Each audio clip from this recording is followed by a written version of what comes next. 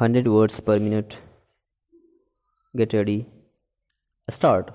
I am told that there has been an adverse impact on handloom weavers due to the growth of the powerloom sector in recent years. It is being said in certain quarters that handloom should be gradually converted into powerlooms. The approach to convert handlooms to powerlooms in a massy is neither practicable nor desirable.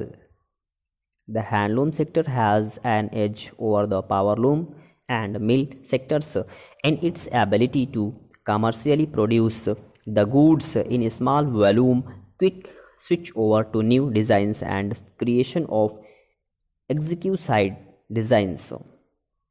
All the three sectors, handloom, powerloom, and mill, will have to coexist in dynamic and natural harmony. The handloom sector is facing many problems today, and these problems are accentuated by its dispersed and unorganized nature. It is beset with obsolete technology, lack of modernization, quality upgradation, and research and development, inadequate availability of inputs, lack of design, timely credit, and replication of handloom products of powerloom at a lower cost, added with restricted competition in the international market.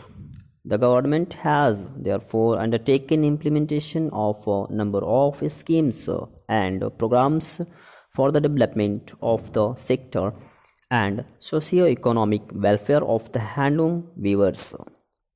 These are basically in the fields of input supply such as yarn, dyes, and basically in the fields of input supply such as yarn, dyes, and chemicals are pre and post loom operations, production oriented support, modernization of looms, design and product development, infrastructural support, dyeing and quality upgradation, marketing and exports.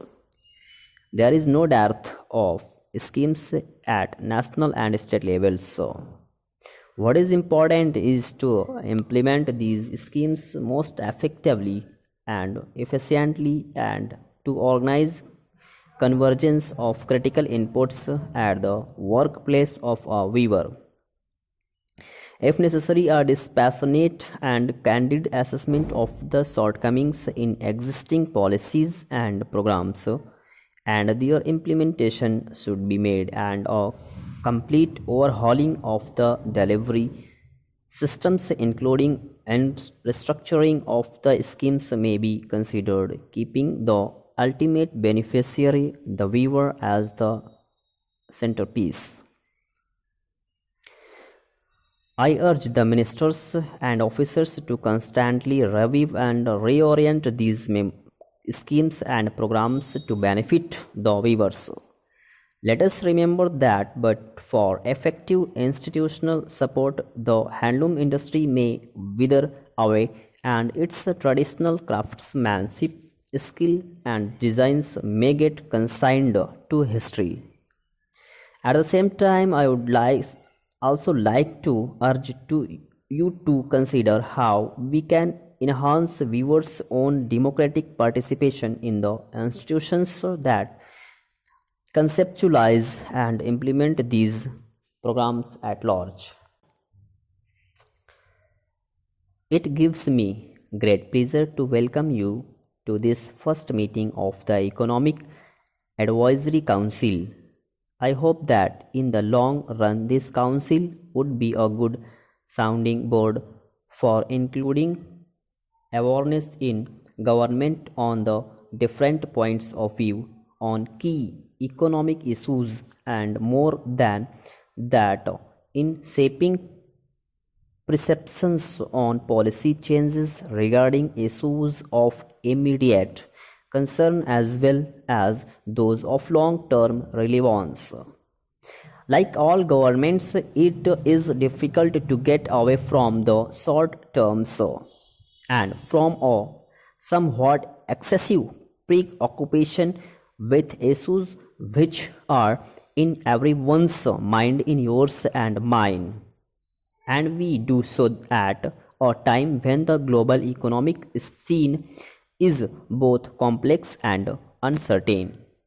There is no unique prescription nor a universally accepted consensus on the malaise itself. Its symptoms are evident in various forms.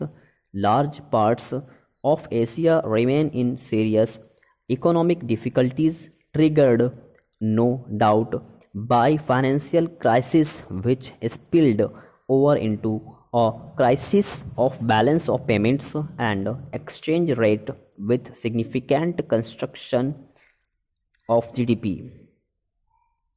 And no one with confidence can assert that the worst is over. Japan, which was an important engine of growth, is in serious difficulties.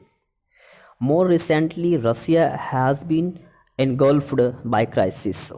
The banking bubble, which surfaced some years ago, was overblown by unsuccessful efforts to seek an easy way out of the problem. Economic growth in industrial countries also shows signs of slowing down. Their capital markets have also been affected.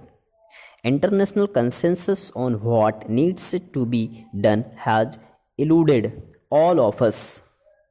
International economic institutions have yet to fully come to terms with the causes consciousness, and prognosis of the deep shadow the economic meltdown has cast on the global economic system.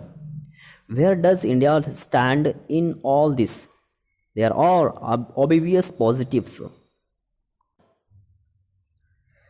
Recent data from the Department of Statistics that has undertaken an exercise under the Special Data Dissemination Standards has indicated that the GDP for the year 1998-99 will grow at 6.3% as against 5.1% in 1997-98.